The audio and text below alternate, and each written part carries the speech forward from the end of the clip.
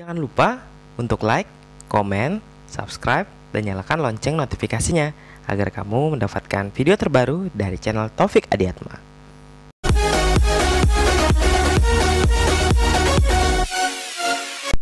Bismillahirrahmanirrahim. Assalamualaikum teman-teman. Kembali channel YouTube Taufik Adiatma. Di video kali ini kita kembali membahas mengenai klinik finansial dan sekarang sudah part ke-12. Dan sekarang kita akan membahas salah satu jenis instrumen investasi yang menurut saya masuk di profil resiko untuk yang rendah ataupun sedang hingga yang tinggi. Nah, ini sudah mewakili semua profil resiko untuk teman-teman yang akan memulai investasi. Setelah kemarin kita membahas mengenai salah satu jenis instrumen yang masuk profil resiko rendah yakni emas, sekarang kita akan membahas mengenai reksadana. Nah, mungkin teman-teman juga menunggu kenapa dari kemarin klinik finansial belum ada update terbaru, karena di bulan November hingga Desember ini sendiri saya lebih banyak fokus untuk meninjau investasi yang sudah saya lakukan, karena memang sedang tinggi-tingginya dan sedang untung-untungnya, jadi saya tidak sempat untuk membuat video-video lanjutan untuk channel YouTube kali ini. Tapi di akhir Desember ini, setelah saya bisa merealisasikan semua keuntungan dari investasi saya ini, maka saya akan membahas selanjutnya mengenai reksadana yang cocok ataupun yang tepat ataupun juga yang sekiranya aman untuk teman-teman yang bekerja sebagai tenaga kesehatan.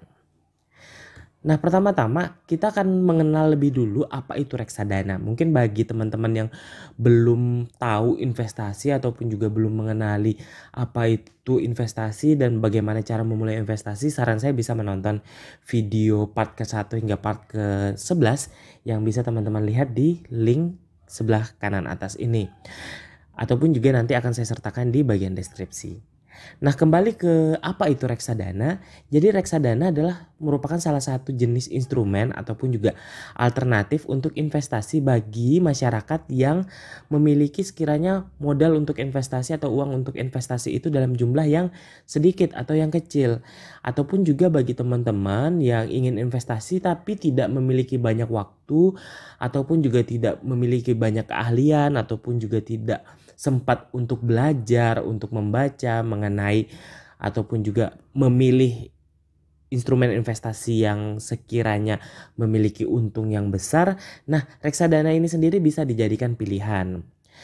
Reksadana ini juga dibuat sebagai sarana untuk menghimpun dana dari masyarakat yang memiliki modal serta juga yang mempunyai keinginan untuk melakukan investasi, tapi waktu dan pengetahuannya tadi terbatas. Jadi biasanya nanti dari teman-teman sebagai investor nanti akan menyertakan ataupun akan menyetorkan uang yang akan diberikan sebagai modal investasi tadi ke reksadana ini yang dikelola oleh manajer investasi yang nanti akan melakukan investasi tersebut di berbagai macam pilihan instrumen investasi yang sekiranya memiliki modal besar, seperti misalnya saham atau obligasi ataupun instrumen pasar uang seperti contohnya deposito. Nah, ini kan biasanya perlu modal yang besar, tidak bisa dimulai dari 10.000 saja atau 100.000 saja. Seperti deposito biasanya minimal penyertaannya harus 1 juta, ataupun juga obligasi biasanya minimalnya juga 1 juta, ataupun juga saham. Untuk beberapa saham-saham yang memiliki kinerja baik biasanya juga untuk pembelian lot ataupun pembelian sahamnya juga biasanya tidak akan murah, biasanya akan lebih di atas dari 100.000. Nah, jadi dibuatlah reksadana ini agar teman-teman yang tadi memiliki modal yang tidak terlalu banyak, yang mungkin bisanya hanya 100.000 saja per bulan atau mungkin 10.000 saja, itu bisa ikut di instrumen investasi ini dengan modal yang kecil. Nah, kemudian apa sih untung dari reksadana ini? Nah, untuk keuntungan dari reksadana itu adalah seorang investor atau pemodal tadi walaupun tidak memiliki dana yang cukup besar itu dapat melakukan diversifikasi investasi atau perbedaan ataupun juga menyebar dari investasi yang akan dimiliki itu dalam beberapa pilihan instrumen investasi yang nantinya akan dapat memperkecil resiko dari kerugian untuk investasi itu. Jadi jangan menaruh satu uang saja di dalam satu keranjang. Jadi perlu ada namanya diversifikasi atau membagi dari investasi tersebut ke beberapa tempat. Jadi kalau misalnya satu keranjang itu hilang, maka ada beberapa keranjang lain yang bisa atau yang masih kita miliki. Kalau kita hanya menaruh di satu tempat saja, dan jika satu tempat itu hilang, maka kita akan kehilangan seluruhnya. Kemudian reksadana juga untuk mempermudah bagi pemodal atau investor agar dapat melakukan investasi di pasar modal bagi yang perlu ataupun yang juga harus memiliki modal besar tadi, disertai dengan efisiensi waktu. Jadi teman-teman tidak perlu untuk memantau investasinya tiap hari ataupun juga perlu belajar banyak lagi untuk investasi tersebut, tapi sudah bisa diwakilkan oleh manajer investasi tadi yang biasanya adalah orang-orang yang ahli dalam pengelolaan investasi. Terus apakah ada kerugiannya?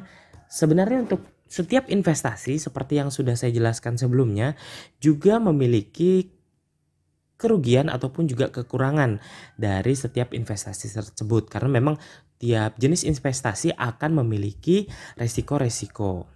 Apa saja sih resiko dari ataupun juga kerugian dari suatu reksadana?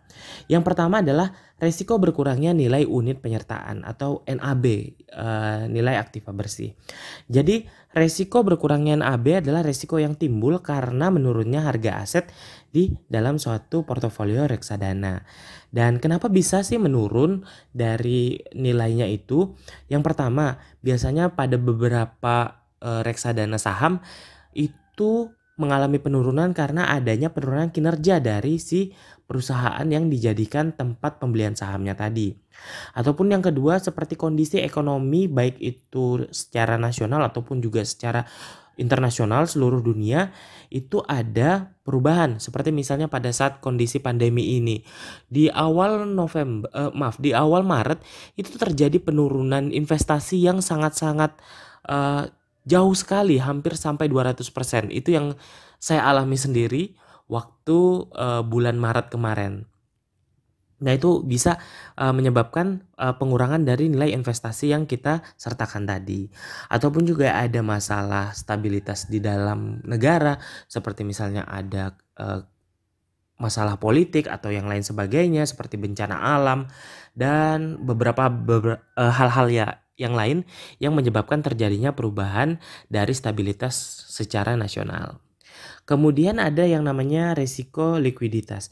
Resiko likuiditas ini adalah resiko yang timbul akibat dari pembayaran hasil penjualan kembali dari uang yang kita setorkan tadi tidak dapat dibayarkan oleh manajer investasi. Jadi jika ada aset ataupun juga efek dalam portofolio suatu reksadana itu tidak bisa dicairkan, maka sulit bagi untuk manajer investasi tadi untuk menjual kembali portofolio dari reksadana itu dalam waktu yang singkat. Sehingga nanti ada ketertundaan pada saat akan membayarkan ke kita kembali. Jadi misalnya si manajer investasi tadi menyertakan deposito seperti itu di bank untuk investasi tadi. Ternyata bank itu tidak memiliki uang untuk membayarkan deposito yang kita miliki tadi atau yang disertakan oleh manajer investasi tadi. Nah, si manajer investasi ini tentunya tidak akan bisa membayarkan ke kita karena terhambat di banknya tadi. Kemudian yang terakhir adalah resiko wan prestasi atau cedera janji. Ini adalah resiko yang timbul karena pihak yang terlibat di suatu reksadana itu tidak memenuhi kewajibannya. Bisa aja seperti misalnya si manajer investasinya itu menghilang seperti itu, tidak.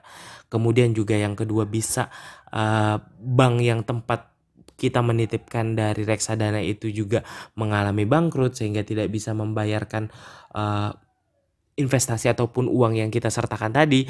Nah itu adalah resiko dari investasi reksadana ini. Nah, beberapa contoh yang teman-teman bisa lihat di beberapa berita mengenai permasalahan ataupun juga suspend yang dilakukan oleh Otoritas Jasa Keuangan kepada beberapa jenis reksadana.